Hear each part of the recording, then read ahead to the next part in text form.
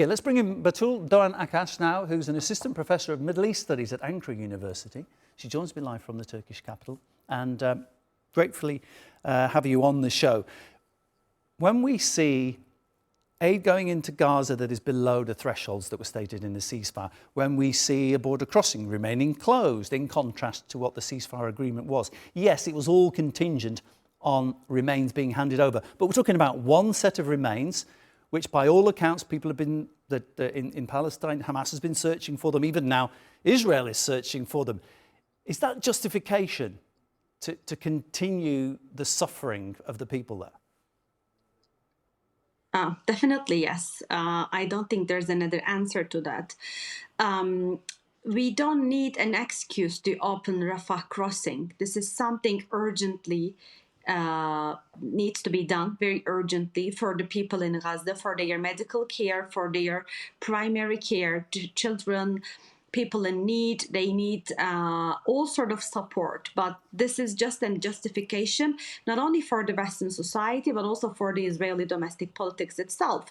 But as far as we know from the media and publication in Israel in Hebrew, which is not partially, I mean, most of the time translated to other languages, they say the opening of Gaza, the Rafah crossing, is actually just to let people leave Gaza rather than provide them certain cares and ease their situation. It's just let them go because they would like to have more Israeli presence and control in Gaza, which is already under Israeli control. More than 60% of Gaza is not for Gazans, it's under the Israeli occupation.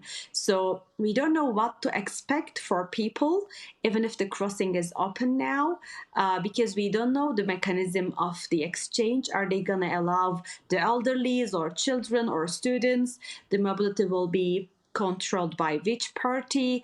Because Israelis said they won't control it, but we never seen this before. Even for a simple crossing point in Israel, between Israel and Palestinian land, we always an extreme security checks, so we don't know what and in what conditions this will happen.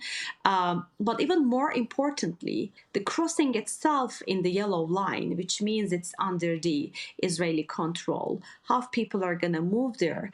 Will they be allowed to come back? And you know, in the Palestinian society, this is the biggest problem in their life, because once they want to leave, they leave. If they are not allowed to come back, they will lose their land, their house, everything will be gone. So a lot of things are not settled and a lot of things are unknown, but at least there might be a little hope that more medical care and urgent care will be going to Gaza.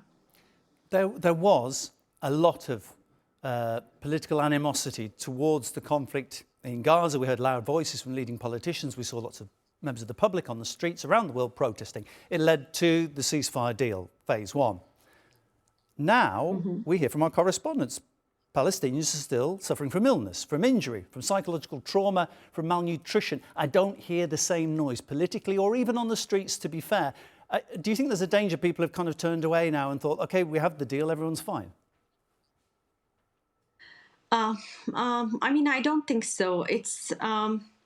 Of course, for some, they believe in the fact that a ceasefire is there in Gaza and people are somehow in a better condition. But if you follow it since last 2 years or even earlier, we all know that a ceasefire agreement with Israel is always not a real ceasefire. You have to be careful, and not many conditions are met. And this is a case where we face in Gaza, and it's winter, and we know what sort of situation they face, they live in.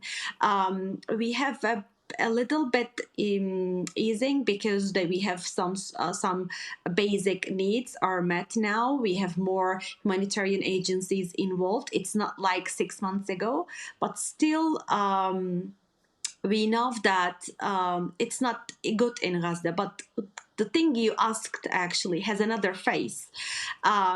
We have a war going on in Yemen. We have other tensions in the Middle East. So the more we have problems in the other sides of the Middle East, the more we will lose attention on Gaza.